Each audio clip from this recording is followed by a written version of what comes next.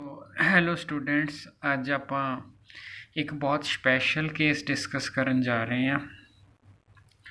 Graph of linear inequalities when graph passes through region. ਅਗਰ graph origin ਚੋਂ ਲੰਘ ਜਾਵੇ ਤਾਂ ਟੈਸਟਿੰਗ ਆਫ ਓਰੀਜਨ ਆਪਾਂ ਕਿਸ ਤਰ੍ਹਾਂ ਕਰਨੀ ਹੈ। ਠੀਕ ਹੈ ਜੀ, ਅਗਰ ਇਹ ਕੁਐਸਚਨ ਤੁਸੀਂ ਹੁਣ ਸਮਝ ਗਏ ਨਾ, ਸੋ 2 ਜਾਂ 3 ਕੁਐਸਚਨ ਕਰਾਊਂਗਾ। 3 ਸਟੇਟਮੈਂਟਾਂ ਮੈਂ ਲਿਖੀਆਂ, ਜੇ 2 ਤੇ ज़्यादा टाइम लग गया तो 2 ही बहुत है, तीजी होमवर्क कर दूंगा, नहीं तो 3 करा दूंगा। वही 20-22 मिनट की वीडियो ही रखनी है आप। सो करना की हैगा जी तुहाडे को, ठीक है। पहला एक स्पैशल केस क्यों हैगा तुहाडे को, पहला तो ड्रा ही करना ना। सो पहला x + y नूं तुसीं 9 पुट कर लिया। अगर x 0 है तो y 9 है, y 0 है तो x 9 है, ठीक है जी। फुटा आप चुक लिया, ठीक है जी। तो ग्राफ आप बनावांगे। सो जिहड़ा ग्राफ है तुहाडे कोल, ठीक है। तो आपां ने क्या करना है, सो 1 2 3 4 5 6 7 8 9। सो x 0 y 9 पहला पॉइंट आ गया। 1 2 3 4 5 6 7 8 9 9 0 दूजा पॉइंट आ गया। सो आप तुहानूं कहा सीगा कि उरे स्ट्रिक्ट है तो डॉटर रखी दी है, नहीं तो सीधी चला दी दी है। तो हुण तो सीधी चलूगी जी। ये वाली चीज़ नूं आपां ने ऐ करता, ठीक हो गया जी। सो साडा ये वाला हो गया। दूजी लाइन आपां तो इक्वल मान के सॉल्व करनी है, तो y = x होगी। अब y = x नूं तुसीं सॉल्व करोगे, x 0 भरोगे, हुणे 0 भरे तो y भी 0। सो ये ओरीजन चों पास कर दी है। इस बार थोड़ा पॉइंट वध लेने पैने। अगर x 0 तो y 0, अगर x 1 तो y 1, अगर x 2 तो y 2, अगर x 3 तो y 3। सो ये लाइन तुहाडी इस तरह बनती है, ठीक है। सो x > 0, x = 0 y एक्सिस होंगी है।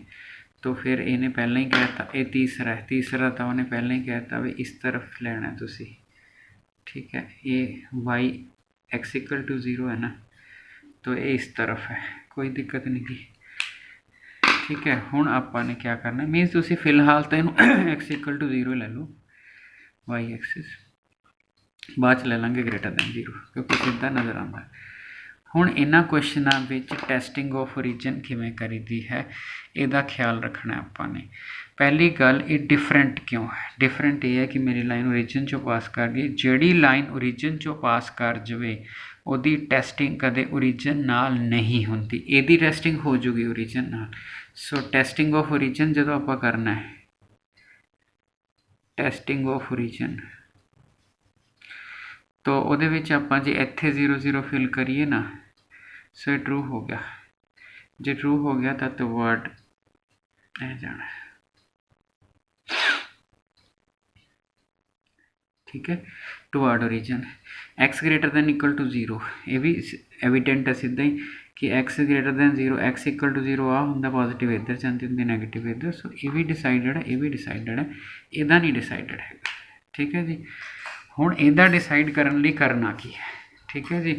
सो यही साडा केस है, यही साडा क्वेश्चन है कि ये या इस तरफ शेड होगी या ऊपर, ये मतलब ऊपर शेड करनी है कि नीचे शेड करनी है, ये तुसी ख्याल रखना है, ठीक है जी। तो ये लिए मैं एक रफ पॉइंट कंसीडर करता वहाँ, जिन्होंने असीं बोलते हैं आरबिटरेरी पॉइंट, ठीक है जी। वर्ड है आरबिटरेरी पॉइंट।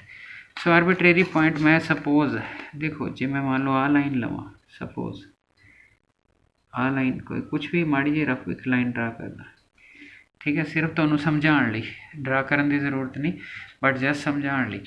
इस पॉइंट ते सोच के देखो, अगर आ वाला पॉइंट सी, इहदा ना कमी सी 1,1 सी ना, सो इस पॉइंट का ना 1,1 सी, इहदा मतलब ज्यों भी उत्ते जाओगे इहदे बराबर, तो आ वाला पॉइंट की होगा 1,2। क्यों?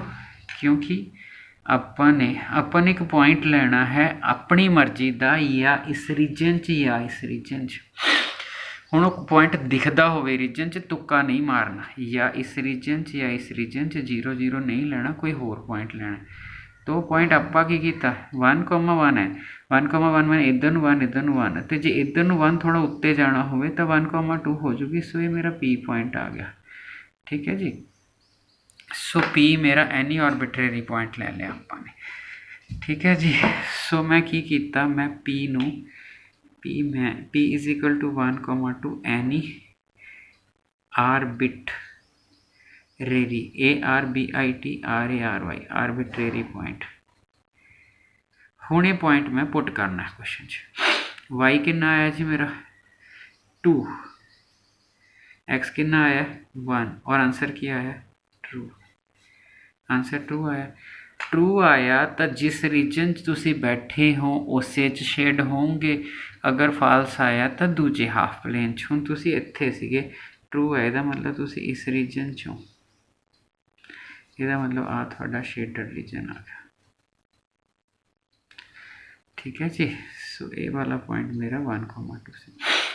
हुण कोई बच्चा सियाणा हुंदा वो कहंदा भी सर मैं नहीं लैंदा जी 1,2, मैं पॉइंट इत्थे लऊंगा।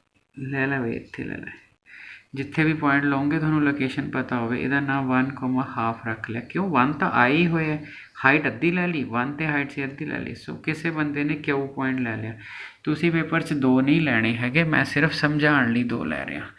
तो किसी बंदे ने क्यू पॉइंट ले लिया और क्यू पॉइंट क्या लिखा 1,1/2। सो ये पुट करता, जे पुट किया वाई की थां ते 1/2, ये की हो गया फाल्स।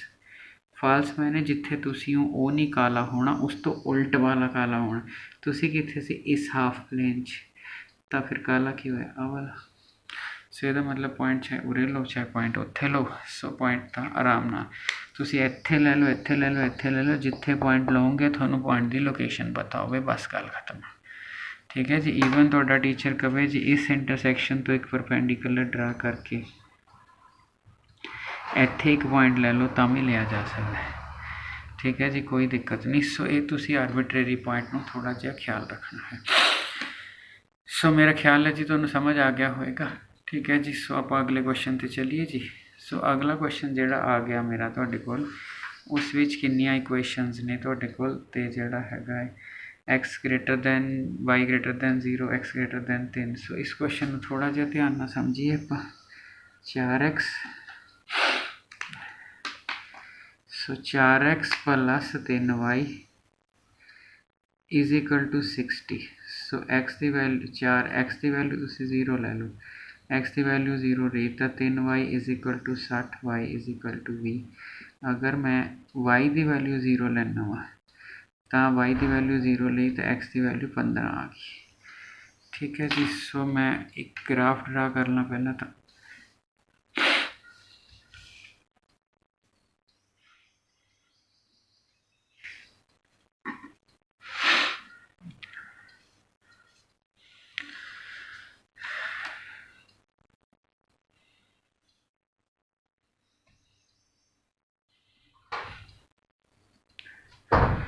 सो उस तो बाद इस बार ना x greater than 0 y greater than 0 इन्हों का मतलब होंगे first quadrant. First quadrant shading नीचे ना जाए। ठीक है जी, ख्याल रखना क्योंकि एक्स इधर नूं जी ग्रेटर है वाई ऊपर नूं। सो ये कोई चिंता वाली गल नहीं। एक्स इक्वल टू 0 आए, वाई इज इक्वल टू 0 आए। आधा 2 ड्रा हो गया। अब आ ड्रा करनी एक्स 0 तो वाई 20। अगर एक्स 0 लवां वाई 20 तो रफली ले ला 1 0 तो 20। ठीक है, वो हैगा एक्स 15, इतने 15 थोड़ा जहा घट ले लो, 15,0 ले लो। हुण एक 20 ले लिया, एक 15 ले लिया, इस लाइन में आपस में ज्वाइन कर दो। सो ये थोड़ी लाइन ड्रा होगी। सो पहली line draw, yes x is equal to 3 1 2 3। So x is equal to 3 any line parallel to y axis होंगी है। सो एक्स इक्वल टू 3 भी डिसाइड हो गया। हुण एक्स इक्वल टू 0 होगी, वाई इज इक्वल टू 0 होगी, आ रहेगी Y is equal to 2x। अगर एक्स 0 तो वाई 0, अगर एक्स 1 तो वाई 2। सो ये थोड़ी लाइन तो ओरिजिन चो ही निकलूगी पर थोड़ा जहा उच्चा होके निकलूगी। सो ये थोड़ी लाइन एवं निकल गई। सो फिर अपने को स्पैशल केस आ गया जी। स्पैशल केस की आ गया भी तुहाडी लाइन ओरिजिन चों निकल रही है। हुण वट अबाउट शेडिंग। सो देखो टेस्टिंग पहले दी कोई दिक्कत नहीं गी। सो टेस्टिंग ऑफ ओरिजिन करना है, टेस्टिंग ऑफ ओरिजिन। अगर आप टेस्टिंग ऑफ ओरिजिन करना है सो 0 + 0 < 60 की होया ट्रू। सो इन्हें तो थले ही शेड होना है।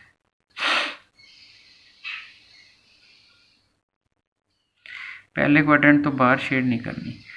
दूसरी चीज़ x ग्रेटर दैन 3 तो आगे जाना है। सो ये क्योंकि 0 पर होगी तो टेस्टिंग ऑफ ओरिजिन फेल होएगी ना। 0 3 तो बड़ा तो नहीं होंगे, फिर फाल्स आऊगी ना, फाल्स आऊगी तो अवे आऊगी। सो ये अवे आ गई। तो 3 वाले का भी देख लिया, एक्स वाई दोनों पॉजिटिव है तो दोनों पॉजिटिव है। एक्स वाला भी कहता इधर नूं जाना है, वाई वाला भी कहता उत्ते नूं जाना है। ठीक है जी। हुण दिक्कत किहड़ी लाइन की रह गई? हुण सिर्फ दिक्कत रह गई तुहाडे कोल आ वाली लाइन की। सो इस लाइन की दिक्कत रह गई। हुण इस लाइन की दिक्कत रह गई तो आप टेस्टिंग ऑफ ओरिजिन नाल तो कर नहीं सकते। सो फिर की करांगे? जदों x 3 है, ठीक है, आ लाइन थोड़ी x = 3 है जी, आ लाइन x = 3 है। तो सॉरी आ लाइन x = 3 है। तो जो x = 3 है इत्थे कटियां ने, तो जिथे कटियां ने उत्थे कोई पॉइंट भी होगा। सो की पॉइंट होना चाहिए वो, अगर x 3 है तो y 6 होना चाहिए। ये 3,6 है पॉइंट, वाला पॉइंट। ठीक है जी। हुण आपां करना की है, आप आ रखी स्केल, या तो इधर पॉइंट ले लो अपनी मर्जी का या उत्ते ले लो और देखो कि वो पॉइंट शेड करता कि नहीं करता। सो इस पॉइंट में अगर मैं रेफरेंस पॉइंट ले ला 3,6 तो हम या मैं उत्ते जावा या नीचे ले लेना 3,3 फिर उरे का आएगा क्योंकि x तो 3 हुई है, y 3 ले लो। सो 3,3 नूं मैं P पॉइंट ले लिया। सो मेरा जोड़ा पॉइंट हैगा तुहाडे कोल वो मैं ले लिया 3,3 और मेरा ख्याल है थोड़ा सब नूं दिख रहा है 3,3। सो 3,3 है, इधर नूं 3 उत्ते नूं 3, 6 तो नीचे ही आएगा 3। सो 3,3 ले लिया। तो y की वैल्यू 3 फिल करती, 2 × 3 6, 3 6 तो बड़ा फाल्स होया ना, बड़ा या इक्वल। तो ये फाल्स होया का मतलब तुसीं जिथे लिया सी उस तो अवे ओरिजिन लेना। सो ये वाला हो गया थोड़ा। हुण मैनूं सिर्फ ऐसा रीजन दस दो जिहदे विच सब कुछ शेड हुंदा होवे। उपरला कहंदा थल्ले जा, ये कहंदे इधर जा, ये कहंदा इधर जा, ये कहंदा इधर जा। सो किहड़ा रीजन है जिस सब कुछ शेड हो रहा? सिर्फ आ रीजन है जिहदे विच सारियां कंडीशनस मैट कर रही हैं। सो आ कंडीशन है। सो इसनूं असीं फिजिबल FEASIBL फिजिबल रीजन बोलते हैं या फिर सोल्यूशन रीजन। ठीक है जी, फिजिबल रीजन और सोल्यूशन रीजन। इन्ना क साडा क्वेश्चन है जी तुहाडे को। ठीक है जी। सो फिर एक क्वेश्चन होर कर लिए। सो तुहानूं क्या सी मैक्सीमम 20 मिनट तो ज़्यादा नहीं वीडियो। सो 13 मिनट की होगी जी। सो अगला क्वेश्चन आप देख लिए। इस क्वेश्चन च दिता होया सी ना भी फर्स्ट क्वाड्रेंट हालात ही नहीं बने कोई नीचे जाने के। सो ठीक है, ठीक है। उस तो बाद आ गई वारी तुहाडे कोल इहदी। सो लो जी, इहदे लई की करना है, x + 2y = 10। अगर तुहाडा x 0 है y 5 आएगा, अगर तुहाडा y 0 है तो x 10 आएगा। तो बना लिए जी आपां।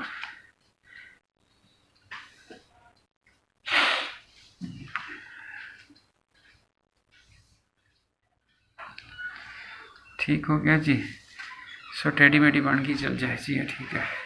अगर x 0 है तो y 5 है, 1 2 3 4 5। सो 0,5। अगर y 0 है तो 10 है, लास्ट विच ला दो 10,0। ठीक है जी। सो ये वाली चीज़ बन गई जी साढ़े को।